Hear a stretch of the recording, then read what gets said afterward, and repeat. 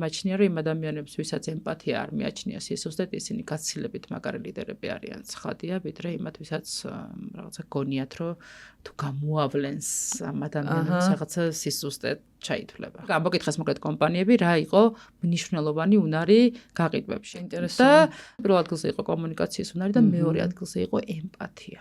გაიგო სხვის იმდგომარეობა, იმიტომ რომ ეს ძალიან აისახება შენ რა ფორმით ახდენ კომუნიკაციას. შენ თუ შეგიძლია იმ ადამიანის ფიქრი გაიზიარო, მისი სურვილი გაითავისო, მისი პრობლემა შეიგრძნო და ასე შესთავაზო ის, რასაც თავაზო, გაცილებით სწორი გზა არის, ვიდრე უბრალოდ იყო დაინტერესებული იმაში, რომ იმან ეს შენი მომსახურება იყიდოს, ხო? სტერეოტიპებს რომ თან გავავლოთ.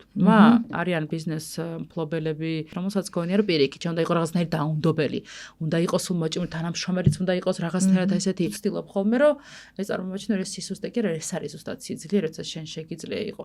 შეიძლება იქ მკაცრიც იყო, მომთხოვნიც იყო, ძალიან შეუპოვარიც იყო ბევრ რამეში, მაგრამ ეს არ ნიშნავს, რომ ადამიანი იყო ცუდი რა, მოკლედ ეს ადამიანობა ჩემთვის ძალიან ბევრი მაგალითი ვნახე სადაც. ახლა პატარა არ ვარ, ამდენი წელია თან კონსალტინგში ვარ. სადაც ნიუ-იორკში არ ითვლება მოკლედ სისუსტედ, მე მოუწოდებ ქართულ ლიდერებს ბიზნესის, რომ იყვნენ მეტად ემპათიურები.